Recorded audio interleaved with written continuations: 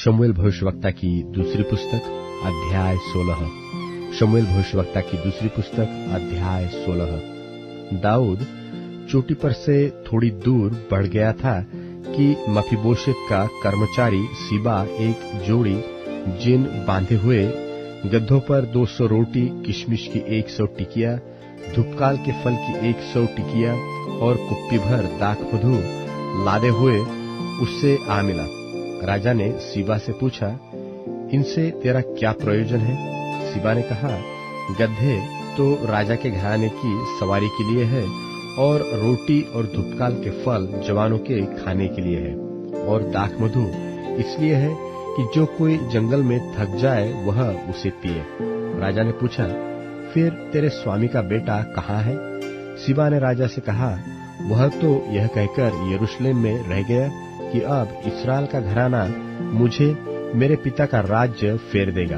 राजा ने सीबा से कहा, जो कुछ मफीबोशेत का था वह सब तुझे मिल गया।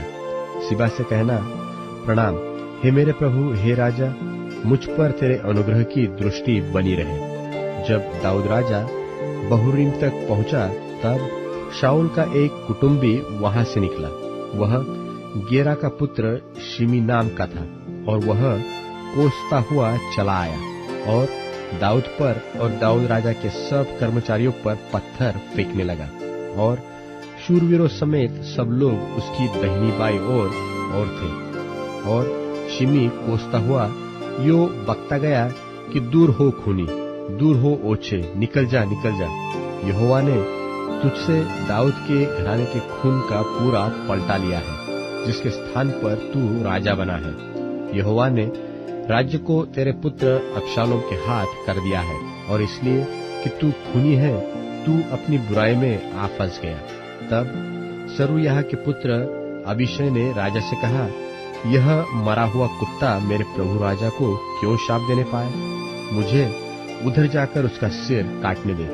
राजा ने कहा, सरूयाह के बेटो, मुझे तुमसे क्या काम? वह जो कोसता है और यहोवा ने जो उससे कहा है कि दाऊद को शाप दे, तो उससे कौन पूछ सकता है कि तूने ऐसा क्यों किया?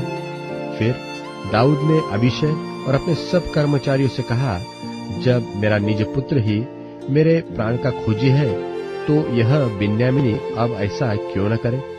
उसको रहने दो और शाप देने दो, क्योंकि यहोवा ने उससे कहा है। कदाचित यहोवा इस उपद्रव पर जो मुझ पर हो रहा है दृष्टि करके आज के शाप की संति मुझे भला बदला दे। तब दाऊद अपने जनों समेत अपना मार्ग चला गया, और शिमी उसके सामने से पहाड़ की अलंग पर से शाप देता और उस पर पत्थर और धूलि फेंकता हुआ चला गया। निदान राजा अपने संग के सब लोगों समेत अपने ठिकाने पर थका हुआ पहुंचा और वहां विश्राम किया। अबशालोम सब इस्राएली लोगों समेत यरूशलेम को आया। जब दाऊद का मित्र एरेकी हुशै अबशालोम के पास पहुंचा, तब हुशै ने अबशालोम से कहा, राजा चिरंजीव रहे, राजा चिरंजीव रहे। अबशालोम ने उससे कहा, क्या यह तेरी प्रीति है जो तू अपने मित्र से रखता है? तू अपने मित्र के संग क्यों नहीं गया?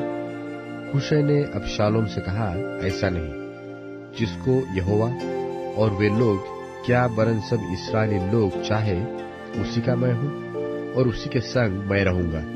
और फिर मैं किसकी सेवा करूं? क्या उसके पुत्र के सामने रहकर सेवा न करूं? जैसा मैं तेरे पिता से रहकर सेवा करता था, वैसा ही तेरे सामने रहकर सेवा करूंगा। तब अबशालोम ने अहीतोपेल से कहा, तुम लोग अपनी सम्मति दो कि क्या करना चाहिए। अहीतोपेल ने अबशालोम से कहा, जिन रखेलियों को तेरा पिता भवन की चौकसी करने को छोड़ गया, उनके पास तू जा। और जब सब इस्राएली यह सुनेंगे कि अबशालोम का पिता उससे घिन करता है, तब तेरे सब संगी हियाव बांधेंगे। सो उसके लिए भवन की छत के ऊपर एक तंबू खड़ा किया गया, और अबशालोम समस्त इस्राएल के देखते अपने पिता की रखेलियों के पास गया। उन दिनों जो सम्मति अहीतोपेल देता था वह ऐसी होती थी कि मानो कोई परमेश्वर का वचन पूछ लेता हो। अहीतोपेल चाहे दाऊद को चाहे अबशालोम को जो जो सम्मति देता वह ऐसी ही होती थी।